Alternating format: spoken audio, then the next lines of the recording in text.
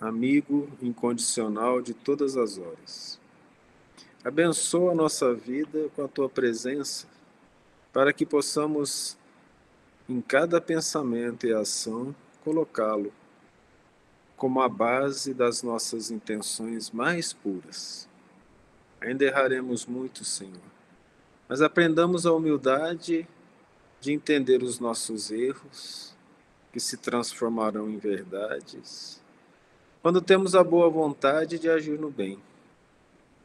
Muitas vezes teremos a dor do erro depois de tê-lo feito, mas que alegria maior do que aquela de, percebendo o erro, não querer repeti-lo.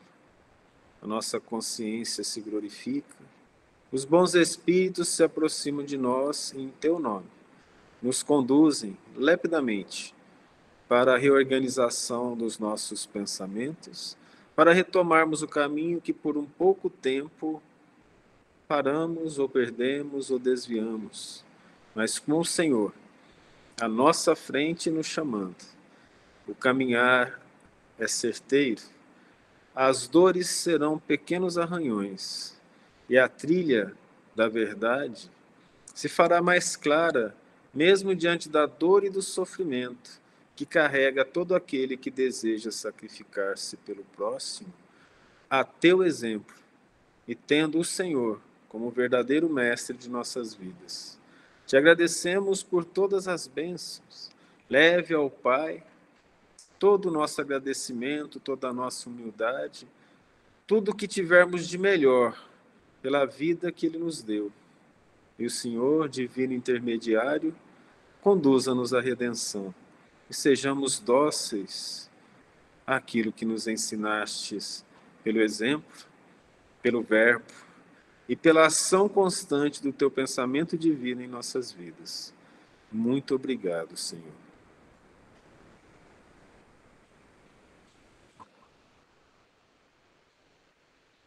Então vamos, nós paramos no versículo 7 do capítulo 3 de João. Nós estávamos falando de Nicodemos, né? E sobre a reencarnação. Não te maravilhes de te ter dito, necessário vos é nascer de novo. O vento sopra onde quer e ouves a sua voz, porém não sabes de onde vem nem para onde vai. Assim é todo aquele que é nascido do Espírito. Ora, Cristo fala, não te maravilhes de ter dito, necessário vos é nascer de novo. Veja bem a clareza disso, como negar a reencarnação, como negar que nós temos que nascer de novo de uma forma tão direta como Cristo falou. Para as pessoas que talvez não tenham muita afinidade com as questões da mediunidade, a reencarnação parece uma coisa distante. Para outras pessoas pode ser até moda. Elas procuram psicólogos para fazerem terapia de vidas passadas. Bem perigoso isso, porque no momento em que nós esquecemos o passado, é porque Deus assim o quer. E tudo que Deus faz é útil e bondoso. O fato de nós não entendermos isso não torna as coisas verdades, né? A questão é do nosso entendimento. Então veja a clareza desse versículo 7. Não te maravilhes de ter dito, necessário vos é nascer de novo. Por que dentro dessa clareza as pessoas não entendem? Não compreendem que a reencarnação é uma lei que o Cristo testificou e o Novo Testamento e o Velho Testamento em vários locais. Vamos então agir com uma sinceridade dolorosa. Quem é que lê a Bíblia? Muitos ou poucos? Poucos, não é? Posso concluir isso? Alguém é contra? Pode se defender aí, não tem problema nenhum. Tá bom. Dos que leem, quantos leem com atenção? do subconjunto dos que leem, que é bem pequenininho, dentro desse conjunto dos que leem, eu pergunto, quantos leem com atenção? Ok, eu vou concluir por mim mesmo, também é pouco, né? Dos que leem com atenção, quantos estudam? Estamos quase chegando a zero. Ora, dos que estudam, quantos não têm preconceitos já organizados para dizer não para algumas coisas ou interpretar da maneira como já disseram antes? Zero. Ou quase zero. Então, a questão da leitura é fundamental. Eu vou falar um pouco mais sobre isso. A gente, quando estudou, quando era estudante, a gente lia tudo com atenção perfeita? A gente lembra bem das coisas? Se para uma prova que a gente precisava de nota para passar, a gente não lia com tanta atenção, não tem prova de Bíblia, a não ser que você faça teologia. Qual é a chance de você ser forçado a ler com atenção? Pequena. Então, quando a gente lê com atenção, a gente faz cada descoberta. Vocês têm visto isso, né? Coisas impressionantes estão escritas aqui do dia a dia. Não te maravilhes de te ter dito, necessário vos é nascer de novo. O vento sopra onde quer, e ouves a sua voz, porém não sabes de onde vem, nem para onde vai. Assim é todo aquele que é nascido do Espírito. Aqui nós vamos interpretar que Jesus está dizendo, você não sabe da origem do Espírito, não obstante ela ser de Deus, você não sabe como é que foi feita. Lá no livro dos Espíritos, nós podemos saber como Deus criou os Espíritos? Não. Somente Deus o sabe. Aí o versículo 8 fica bem explicado por aquele que, se dedicando a ler a Bíblia, também se dedicou a ler os livros espíritas. Aí nós vamos falar de coerência. Eu sou espírita. Que bom. Kardecista? Só tem um. Espírita cristão. Compilado por Kardec. Ah, tá. Eu pensei que você fosse da linha Batuíra, eu não conheço a linha, não. Ou da linha do Vicente. Quem é Vicente? Não tem linha. Ah, mas o seu espiritismo é aquele da galinha preta lá na encruzilhada. Isso não é espiritismo. Nós respeitamos todas as crenças e seitas. O nome disso é Quimbanda. Não é nem Umbanda. A pessoa não sabe. É um culto afro-brasileiro que acredita em mediunidade e ocorre incorporação, sem que eles estudem necessariamente a mediunidade através de uma doutrina. Então, eles são uma seita. Nós respeitamos todos. Uma vez estava fazendo um estudo em Alfenas, um colega, professor universitário, falou, eu vou parar de vir no seu estudo. Eu falei, ok, não tem problema. Ele falou, não, mas sabe o que é? Não é nada contra o seu estudo. É porque eu me descobri num Umbanda. Eu falei, bom, eu gosto de receber espírito, eu gosto de dançar, eu gosto de fazer aqueles barulhos. Eu falei, se você se sente bem, fica à vontade. Não há problema algum. É a escolha sua. Nós não criticamos nada.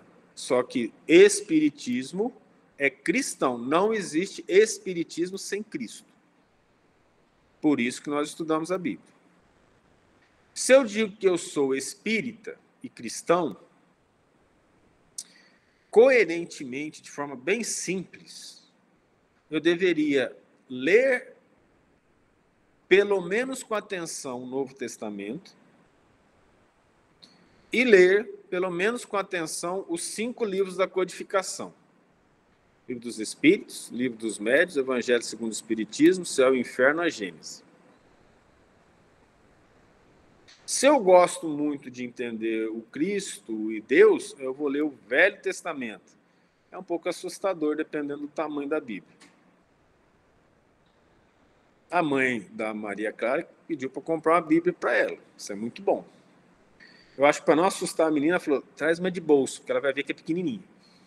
Porque se traz umas Bíblias, umas letras que só a gente na nossa idade consegue ler, que a mãe dela consegue ler, a coisa já complica. porque aí você pode usar até como colchão, dependendo do tamanho da criança. É grande. Mas nos falta tempo para ler? Para ler, não.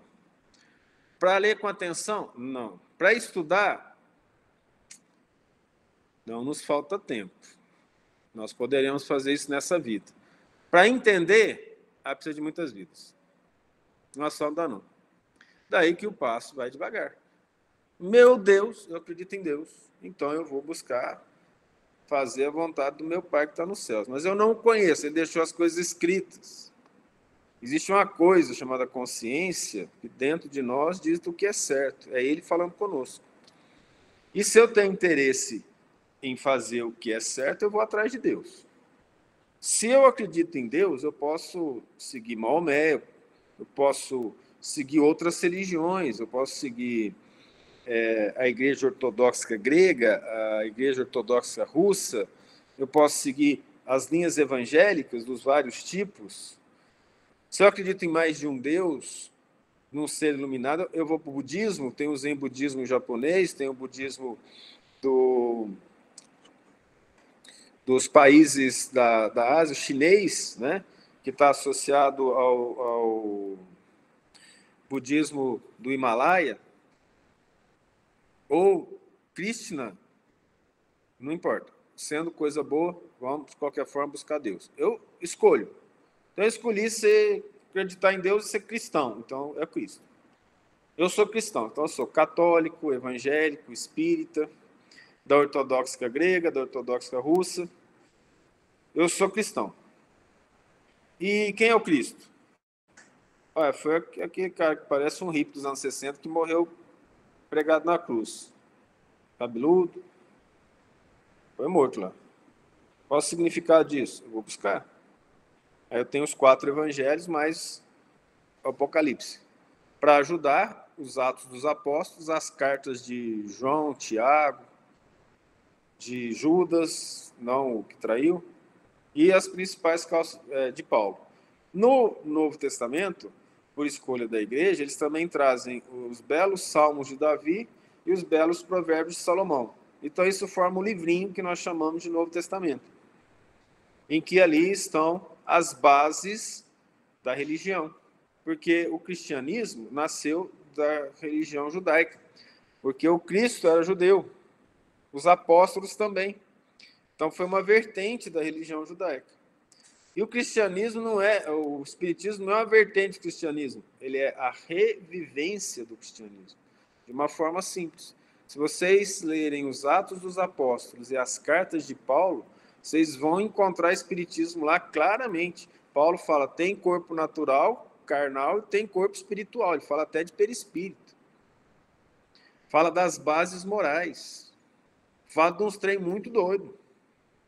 Pedro, Tiago e João apanharam, Pedro e João, né? Apanharam em Jerusalém, depois que o Cristo morreu, por ter feito milagre na festa. Eles foram comemorar, agradecendo a Deus, ter o mérito de ter apanhado em nome do nosso Senhor Jesus Cristo. De ser normal que era isso. Paulo apanhou, e Paulo falou, tive a dádiva de apanhar e sofrer provações em nome de Jesus. Isso não é dizer assim, o espiritual é mais importante que o material, porque quem é que, valorizando o material, vai falar que apanhar é bom? Então, essas coisas nós vamos interpretando. Então, aqui a coisa está bem clara. Nicodemos respondeu e disse-lhe, como pode suceder isso? Pergunta, Jesus negou? Não.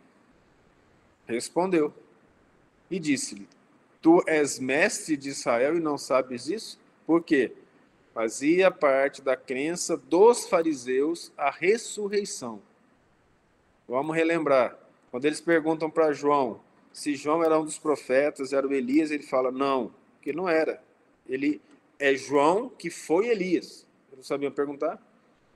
Quando perguntam para Jesus quem foi um dos profetas que ressuscitou, eles falam isso, os fariseus falam isso. Então, eles já acreditavam em ressurreição. Entende? Então, por isso que ele falou, tu és mestre em Israel e não sabe disso? Claro, fica à vontade.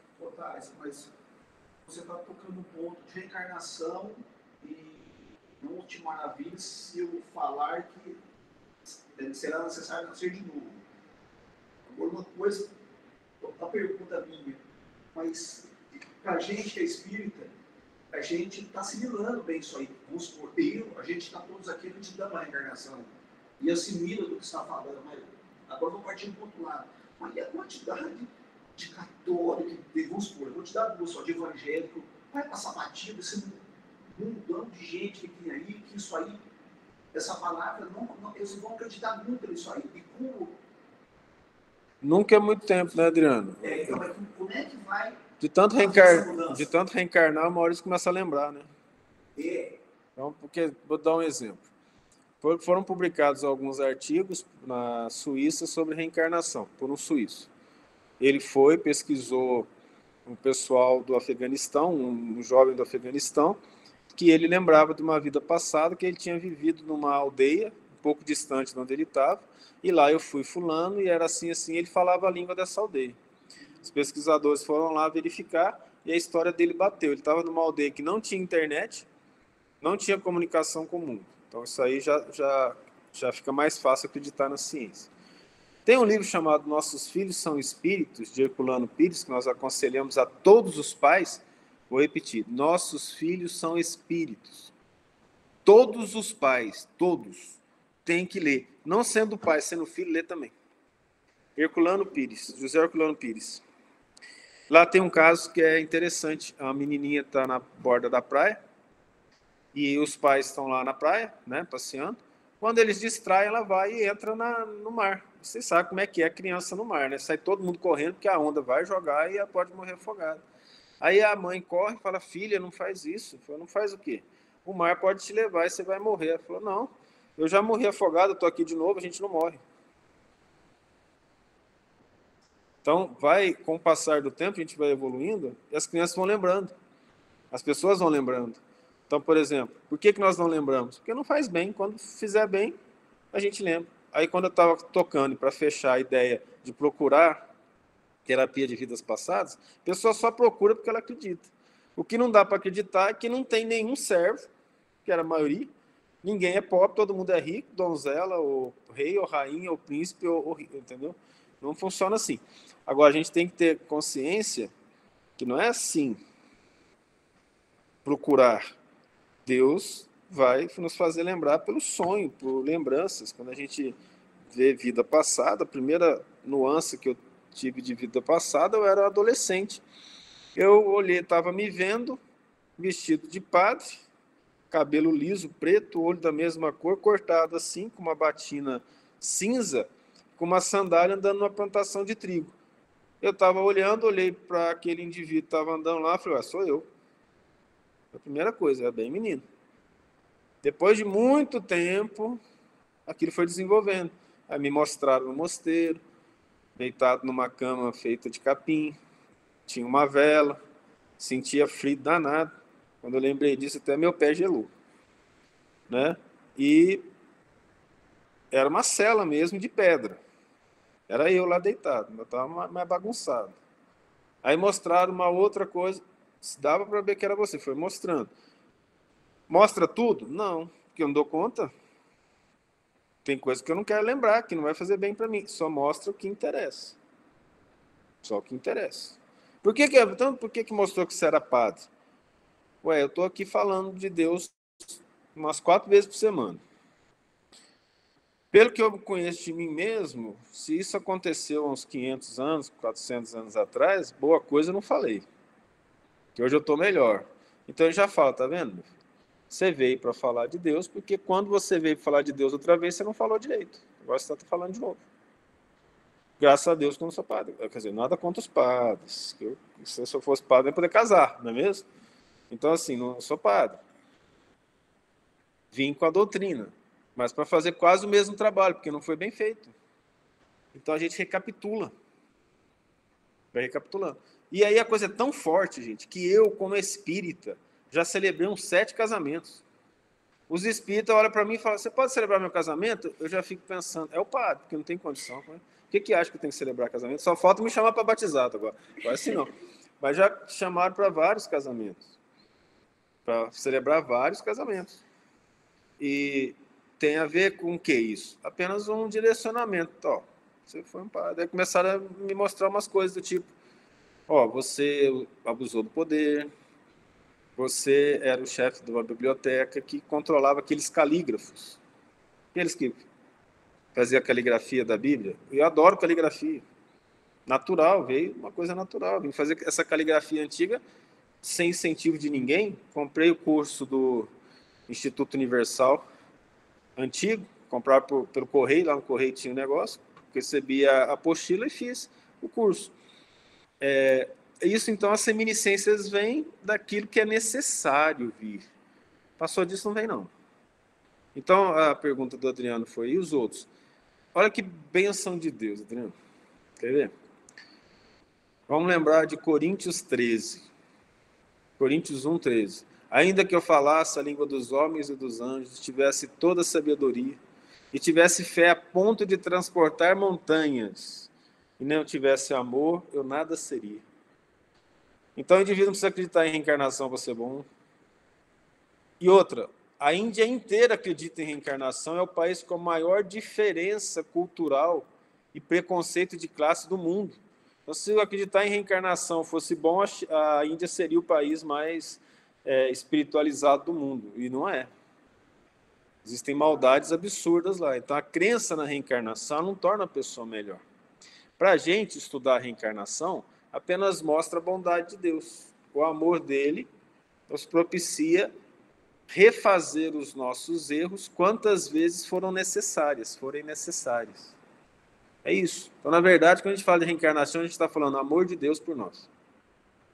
Deus nos ama tanto que nos dá a oportunidade, dando-nos o livre-arbítrio, de escolher o que nós queremos fazer. Daí que ser feliz mais cedo ou mais tarde depende para onde nós estamos direcionando a nossa boa vontade. Se eu estou direcionando para ser uma pessoa melhor e ser coerente. De novo, vou voltar no dia a dia nosso.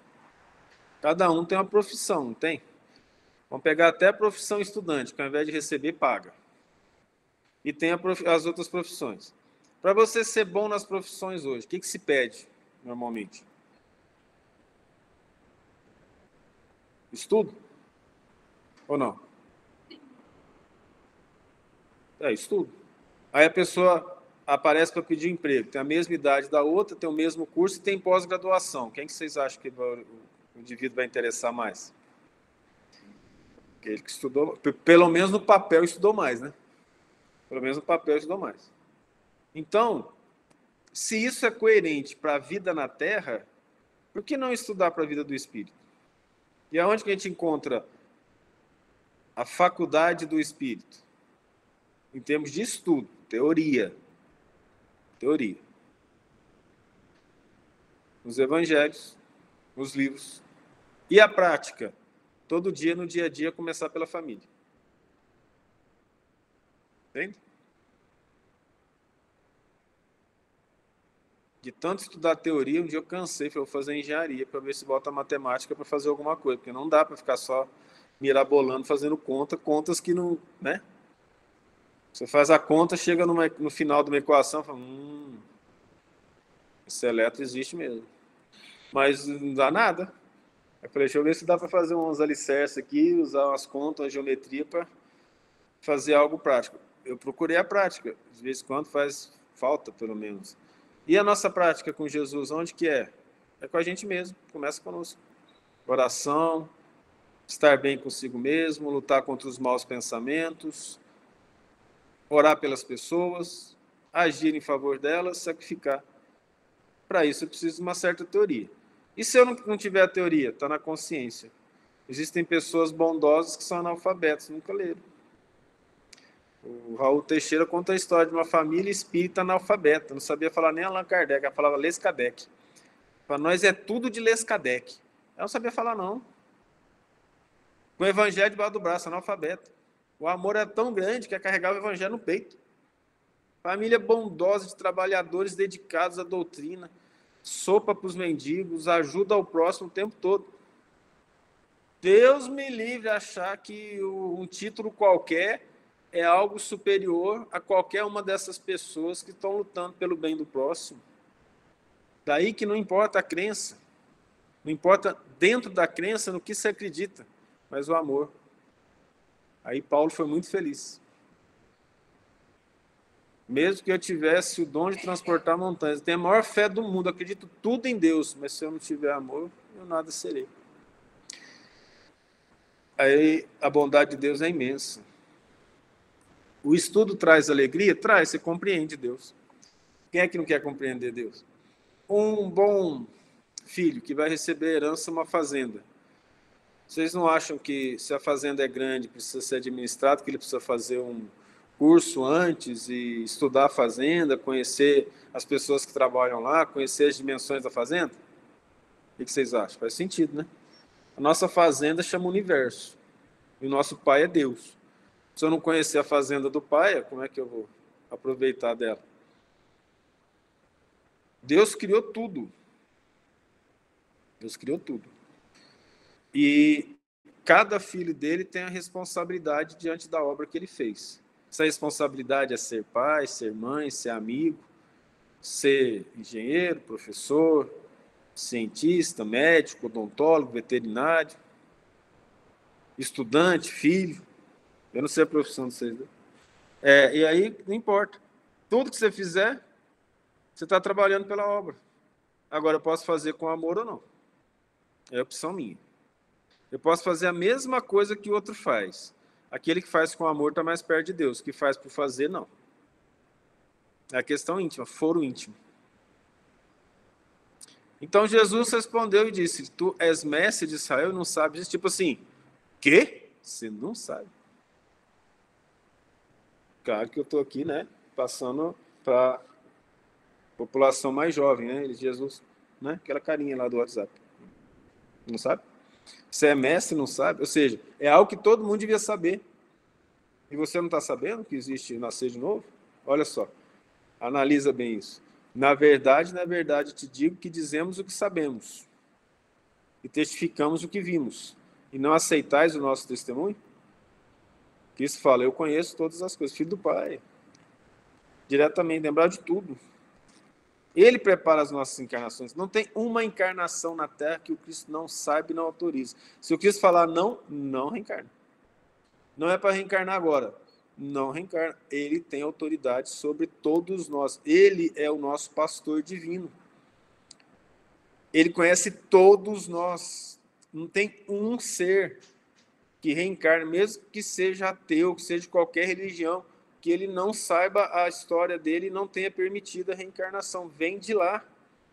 A nossa mente não consegue entender isso, mas ele sabe de tudo isso. Você tocou um assunto interessante. Isso aí é uma novidade para mim. E, na minha cabeça, eu pensava que tinha o departamento da reencarnação, que você programava tudo, mas, acima disso, o Cristo está sabendo tudo que está acontecendo ali. Sim. É igual uma empresa muito grande que você tem lá o departamento de pessoal que vai admitir uma empresa. Da onde que veio a ordem para admitir? Quem falou que está precisando? Alguém aqui embaixo falou, nós estamos precisando de alguém mais lá no torno. Aonde que vai isso? Lá para o departamento responsável. Dificilmente vai chegar no dono, mas um dono como Deus sabe, que ele sabe de tudo. Mas lá no departamento responsável, vamos fazer as contas? Pode contratar a pessoa. Volta lá embaixo. Quem contrata é lá o departamento de pessoal. Mas o pessoal de cima sabe. Então, aquele departamento da reencarnação só acontece quando a ordem vem de cima. E fala assim, fulano já pode reencarnar. Prepare e faça o planejamento do fulano. Beltrano, ciclano, e assim por diante. É tudo perfeitinho. É que a gente não entende, né? É perfeito tudo. Não tem nada no universo que não seja organizado, perfeito, cheio da bondade de Deus. O fato de nós não enxergarmos é a nossa mente que é o caos, mas o universo é organizado. Entende? Agora chega a pessoa para você e fala assim, Adriano, reencarnação não existe não. Fala, tá bom, para você. Teve um amigo crente, aquele mesmo lá que eu tampar a boca para não falar, porque eu tinha o dom da palavra, falava assim, reencarnação não existe. Eu não vou discutir com você, não. Quando a gente desencarna, a gente conversa. Não tem pressa. Você não quer acreditar, não acredita, me deixa em paz. Você não quer acreditar, eu não estou achando ruim. Você quer que eu não acredite, não me deixe em paz? Deixa quieto, eu com a minha crença e você com a sua. Eu tenho certeza. Para mim, tá bom. Ah, você desencarnou, não era nada daquilo. Se a certeza me fez feliz, passei um tempão feliz, acreditando numa ilusão que me fez feliz, tá bom? Mas eu tentei acertar. Não é possível que Deus de bondade vai olhar para você, não tentou acertar, um raio em você, tá morto. Não. Deus respeita todo mundo. Deus respeita a opinião de todo mundo. Deus aceita. Deus nos deu livre-arbítrio. A gente é que quer tirar dos outros. É diferente. A gente quer que os outros façam a nossa vontade na hora que a gente quer. Deus não. Uma das coisas mais belas que nos foi dado foi a liberdade de escolher se nós queremos encontrar o nosso Pai mais cedo ou não. Essa liberdade é nossa. Aí demora. Então Deus vai nos olhar diferente? Não. Adquirir experiência. Palavras da Joana de Anjos, tudo é experiência. Tudo que você aprendeu. Eu fiquei 10 anos no mau caminho. Aprendeu muita coisa, inclusive a não fazer de novo, porque vai doer tanto que você não vai querer fazer de novo. Não é assim que funciona? Estou arrependido. Bom demais. Reencarna de novo. Assim que você vai fazer a bobagem, vem uma dor assim no coração, uma coisa que dilacera, fala, não vou fazer não. Por quê? Não sei, mas eu não vou fazer não. De novo eu não faço. Já errei, né? Doeu demais, aprendi.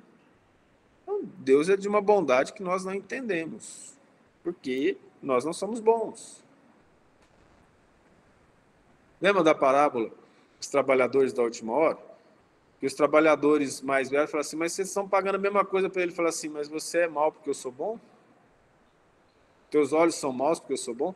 O quanto que a gente vê algumas pessoas fazendo bem para os outros, a gente queria que fosse para nós. Não é mesmo? É porque a gente não tem bondade ainda. Nós vamos ter. Sim.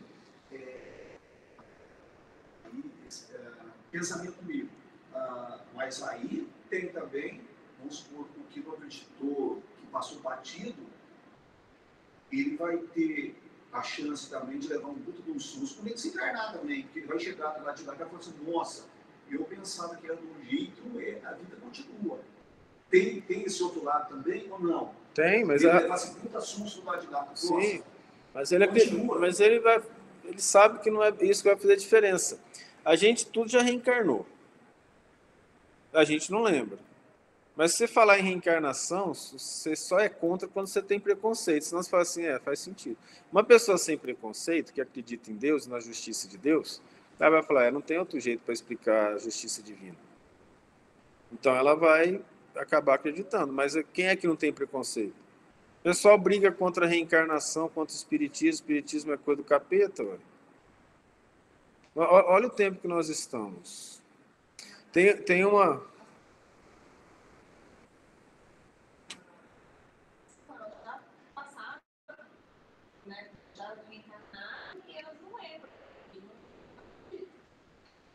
Entendi o que você falou. Ele já passou por isso e às vezes volta, mas mesmo assim a cabeça ainda não quer, né? Aqui eu tenho uma filha adotiva que o pai dela ameaçou, falou, se você for no espiritismo, eu te dou uns tapas. Olha que nós estamos em 2024, isso aconteceu em 2023.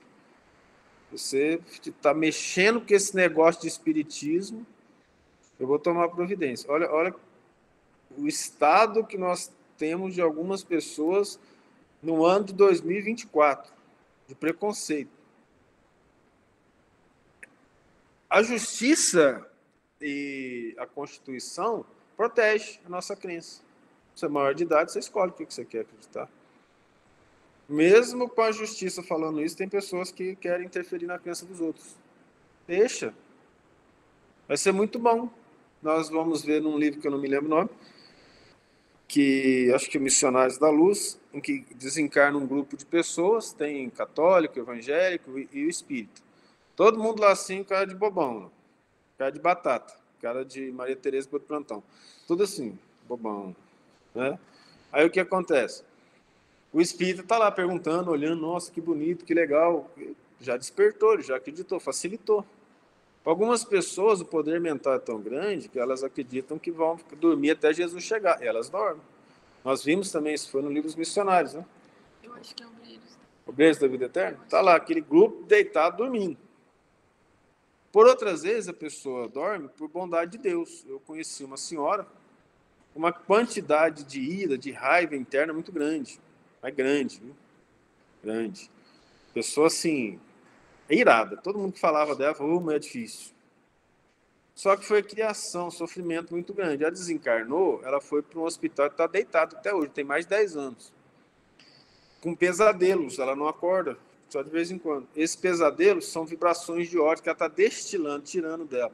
Aí vem os enfermeiros espirituais, tiram aquelas vibrações pesadas dela, passam uma espécie de gás dela, e ela continua deitada. Eu perguntei, quando que ela vai acordar? Quando ela destilar o ódio dela. Então, isso é bondade de Deus. Deus não tem raiva de filho dele, não. A gente é que tem raiva dos outros. Deus ama todos. A pessoa fez mal para mim. Deus continua amando. Eu tenho que tomar minhas providências para agir, para poder me defender, porque ninguém é obrigado a dar o pescoço a ser cortado. Vou tomar minhas providências. Aí, Deus dá o exemplo e nos ensina o perdão. Perdoa. Vou tomar minhas providências, mas vou perdoar, não vou ter ódio no coração. Eu preciso aceitar a maldade? De jeito nenhum. E esse irmão, então eu vou odiá-lo? Opção sua, você pode não odiar. Deus vai odiá-lo? Nunca. Deus vai fazer tudo com os amigos espirituais para direcionar o caminho dele para o bem. No momento que ele não quer, não quer. Tem o que fazer. Já aconteceu isso. Muitas vezes a gente tentando ajudar algumas pessoas, os espíritos falam, não tem mais o que fazer. Por quê? Porque toda ação que você fizer, ela vai ser neutra e vai piorar a situação lá, vai gerar raiva. O bem gera raiva, vocês já perceberam? Uma vez que quer ajudar as pessoas ficam com raiva. Elas não querem ser ajudadas, então você tem que respeitar. Eu fico, meu Deus, o que nós vamos fazer? Deus ama todos os seus filhos, no momento certo, assim que apresentar a característica de inovação, vai receber a ajuda de volta. E o Espírito falou para mim claramente, não devemos jogar pérolas aos porcos. Mas para ter a sabedoria para isso eu não tenho, se tiver que me falar. Entende? Mas Deus ama todos, sem exceção. Até as sogras. E aí que você entra aquela palavra assim, bonita. O amor incondicional que ele tem, né? Porque lá no coração dele não há ódio, só tem amor. Então é isso que ele quer transferir para a gente, esse segmento. Vamos lembrar, Adriano, as palavras do Cristo na cruz, depois de ser crucificado sem ter feito mal a ninguém. Ter construído o próprio planeta, ter nos dirigido e falar assim, Pai, perdoa-lhes, eles não sabem o que fazem. Então aí já está o exemplo máximo de perdão. O Cristo deixou o mundo dando o exemplo do perdão. Então o Chico fala que o perdão é até maior que o amor. Não tem jeito, porque perdão é amor. Mas o Chico fala que quem perdoa é a pessoa que consegue dominar a si mesmo. Porque ela consegue esquecer o mal que lhe foi feito. E o Cristo esqueceu. Pai, perdoa-lhes. Eles não sabem o que fazem. E quem faz mal para a gente sabe o que faz? Muitas vezes a pessoa faz com consciência, mas ela é ignorante. Aquela consciência dela é uma mentira. É de um espírito infantil, de uma criança. Se aquilo ali era errado, jamais faria, né? Se ele soubesse as consequências que ele está fazendo, ele não faria. Esse é o ponto. Por isso que quem sofre, o Cristo sempre fala, aquele que sofre, são os escolhidos de Deus. Por quê? Porque ele aceitou pagar o que ele devia. Você não sofre aquilo que você não merece. Então, se alguém está nos fazendo mal, graças a Deus que não é a gente que está fazendo mal, mas que a gente está recebendo, nós estamos pagando, nós fizemos antes. Entendeu? Entendeu? Por que ele fala? Qual que é a diferença do que está sofrendo hoje, aceitando o sofrimento, daquele que está fazendo mal? Quem está passando pelo sofrimento já entendeu que tem que resgatar o que fez de errado. Então ele já está um passinho à frente. Ele já aceitou Deus, ele já se arrependeu e começou a pagar. Desde que não seja com revolta, que não seja contra a vontade de Deus, que não utilize a raiva e a ira para responder ao sofrimento. Tudo bem? mesma coisa quando você faz um comentário assim, particular seu, que você leva lambada de todo jeito. Então, aquilo ali é para você levar mesmo aquilo ali e, de uma outra maneira mais especial, tratar com amor, carinho e perdão. Sim, porque foi feito errado antes. Não tem ilusão de que a gente passe por sofrimento e a gente é coitadinho. Não existe injustiça. Não existe. Ninguém passa por coisas que não merece passar, a não ser o Cristo, por amor a Deus. Então tem espíritos evoluídos, que não é o nosso caso, em que eles passam por isso para dar exemplo para os outros. Mas para eles nem é muito sofrimento, assim, porque eles, por amor a Deus, o amor a Deus deles é tão grande que nem os fere muito. Mas eu posso dizer de mim mesmo, as lambadas que eu levo é por causa do espírito duro que eu fui. E tem que analisar para ver se eu não sou ainda. O que melhorou. Entende?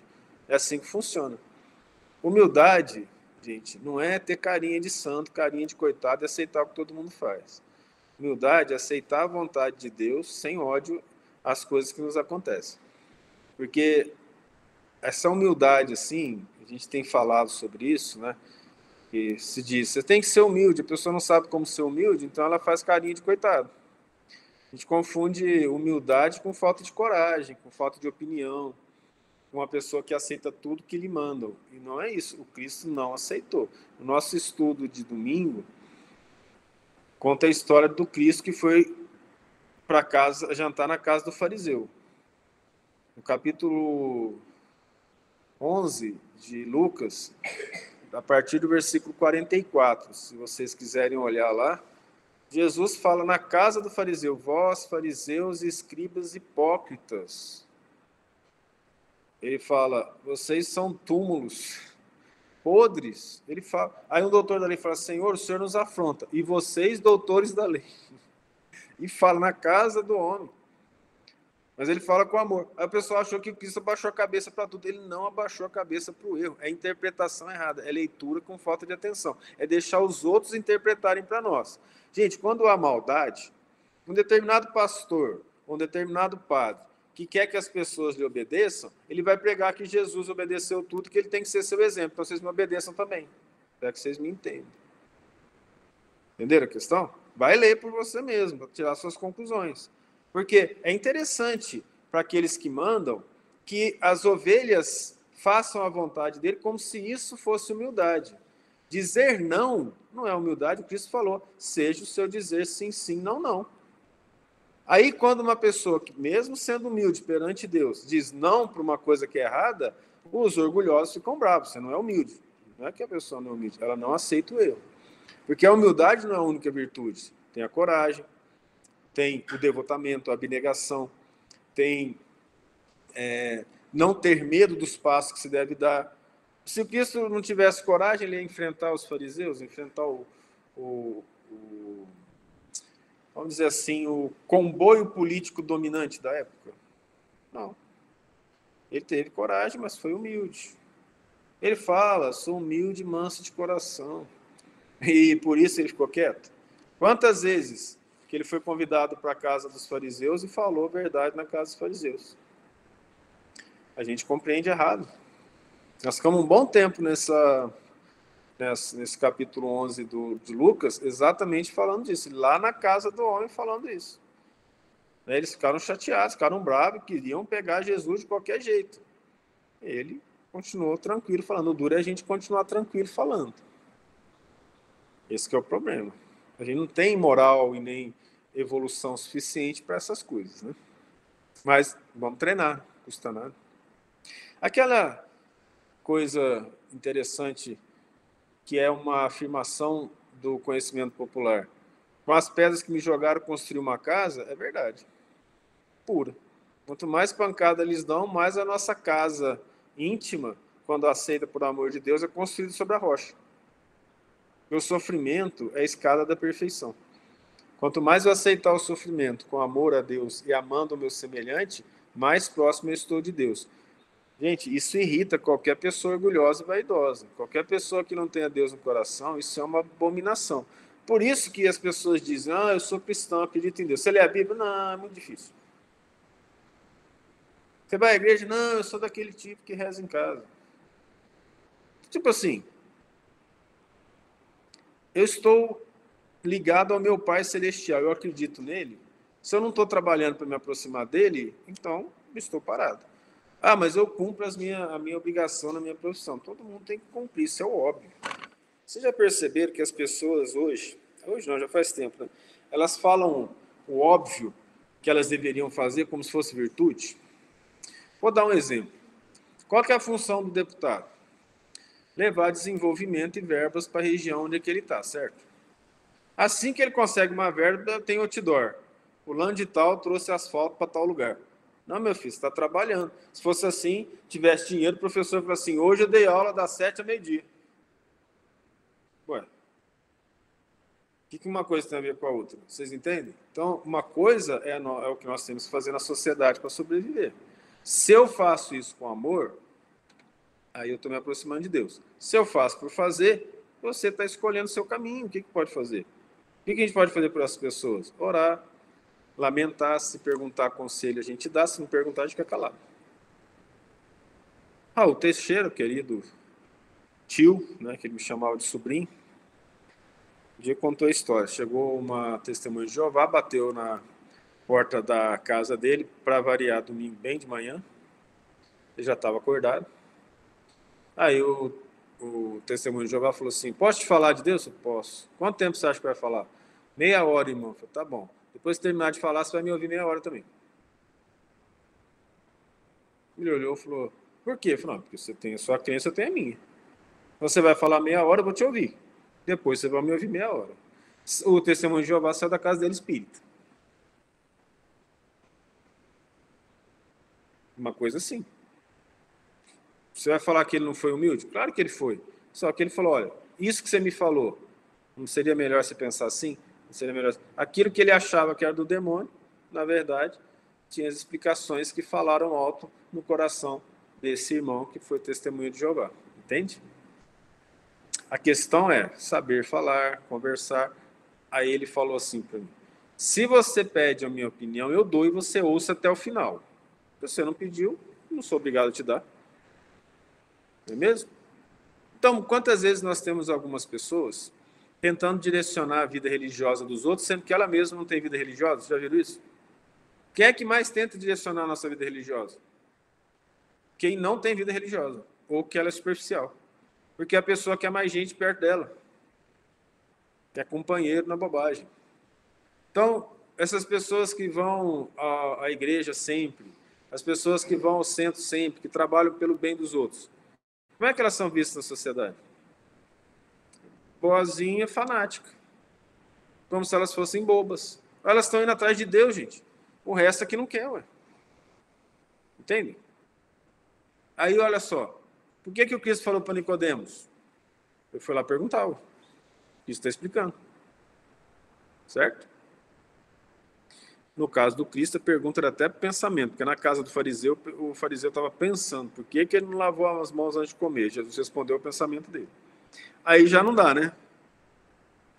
A gente, alguns médios, sim, conseguem perceber o pensamento dos outros e dar a resposta.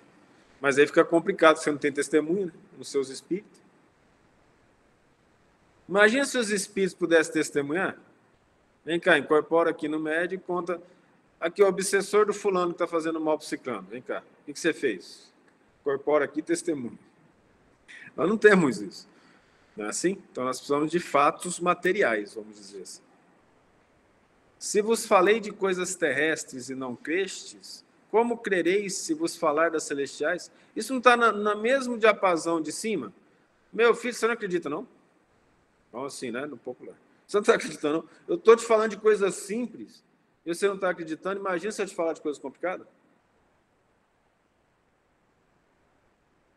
É assim que funciona. E ninguém subiu ao céu, senão o que desceu do céu. Olha só. A saber, o Filho do Homem, que está no céu. Ele. Ué, mas como é que ele está no céu se ele está lá, gente? Como é que a gente explica uma coisa dessa? Difícil, hein, pregar a Bíblia. Umas coisas dessas. Como é que ele fala, Que ele está no céu. Ele se chama o Filho do Homem. Fala, o Filho do Homem está no céu? Como? Porque o céu não é um espaço delimitado. É um estado de espírito. Entende? Por exemplo, quem está feliz consigo mesmo, está bem consigo mesmo, e está em qualquer lugar que seja, ele não está no céu? O céu é aonde? Cabeça dele. E uma pessoa que tem todos os recursos financeiros possíveis, tem tudo na vida em termos materiais, quantas dessas pessoas estão fazendo terapia? Estão com pensamentos suicidas? Estão com crise de ansiedade, depressão e todas essas doenças novas que estão aparecendo aí, porque daqui a pouco não tem mais jeito de decorar a doença. De tanto que está aparecendo nova. Tem que diagnosticar tudo. Fora os subtipos, né? Autismo já tem quantos subtipos? 7, 8, 9, 10, 15. É absurdo, né? Então, olha o que acontece. Essas pessoas estão no céu? Estão na terra e no inferno. O Cristo está na terra, mas está no céu, porque o coração dele, a mente dele está em paz. Onde que é o céu? Paz. Felicidade, cumprir a vontade de Deus. Então, o Filho do Homem está no céu. Quem é que pode falar disso com autoridade? E ninguém subiu ao céu, senão que desceu do céu. Ele. Eu desci do céu, ou seja, tem um lugar que todo mundo tem o céu no coração. Lá é o céu geográfico.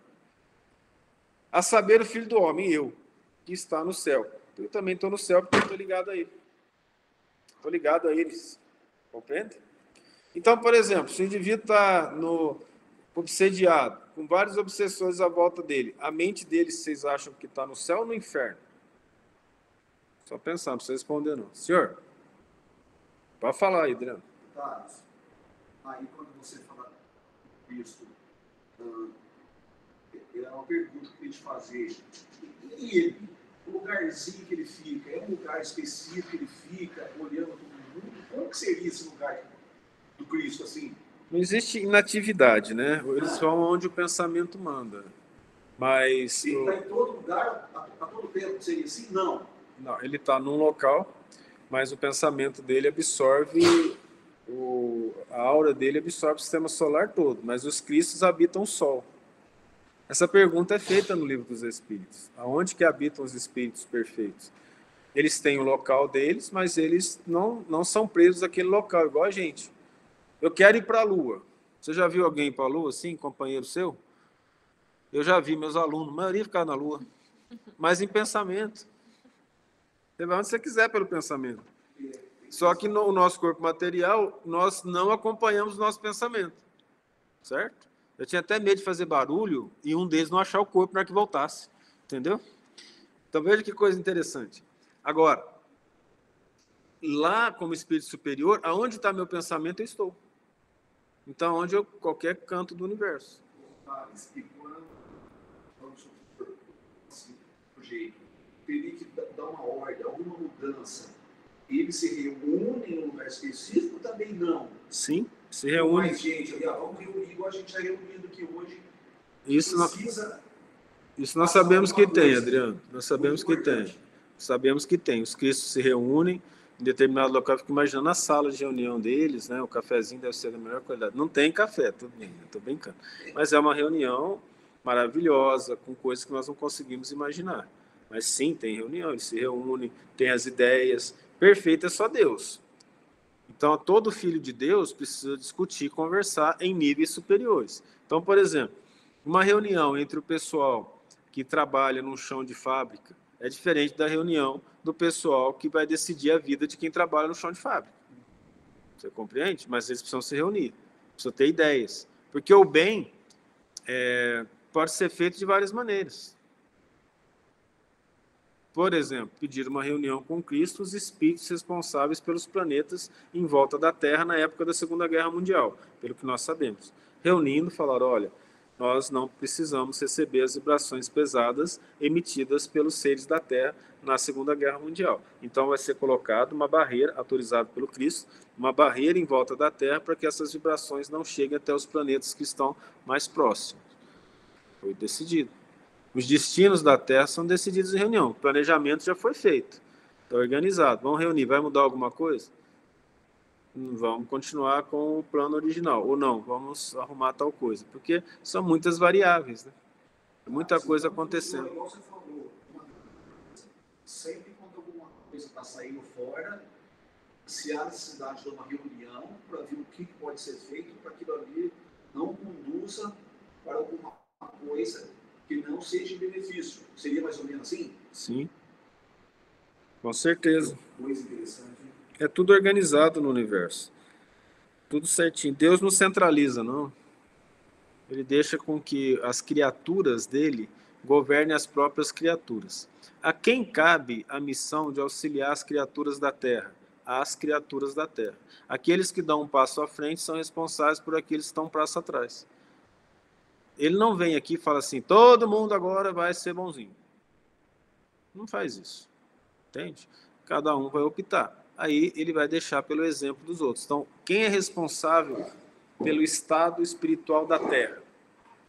A gente. Ah, mas eu sou melhor que os outros. É agora que você está tendo noção. E antes? Antes você não era. Então agora você vai ter que resgatar. Como é que eu resgato? Ajudando seus irmãos. Simples assim. Simples assim, ou seja, a lei do universo é o amor, a caridade e o bem que se faz aos outros. E as criaturas auxiliam as criaturas. Algum questionamento do pessoal que está aí do outro lado? Não? Pode falar à vontade. Renato, pode falar. Não, é só a reflexão mesmo, do crescimento mesmo como pessoa. Estou aprendendo muito. Ah, mas a gente aprende uns com os outros, né? Vocês podiam só falar mais, mas tá ótimo. Eu adoro as perguntas, o Adriano está ajudando bastante, vocês podiam ajudar também. A Rafaela vai fazer a oração final para a gente, tá? Fiquem com Deus, um grande abraço, alguns até amanhã, outros até domingo, outros até terça, outros até quinta. Pode vir aqui, vai ficar perto do microfone, tá?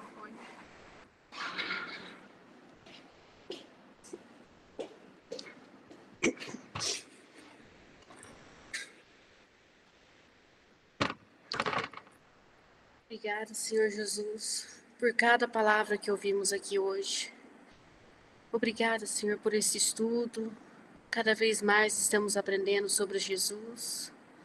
Obrigado por cada um que veio aqui hoje ouvir essas palavras que o Senhor nos permitir ouvir. Que cada um saia daqui com muito aprendizado e que possa levar para sua casa essas palavras de Jesus que ouvimos hoje aqui. Que assim seja. Obrigada. Boa noite, pessoal. Boa noite, fiquem com Deus. Boa noite. Boa noite.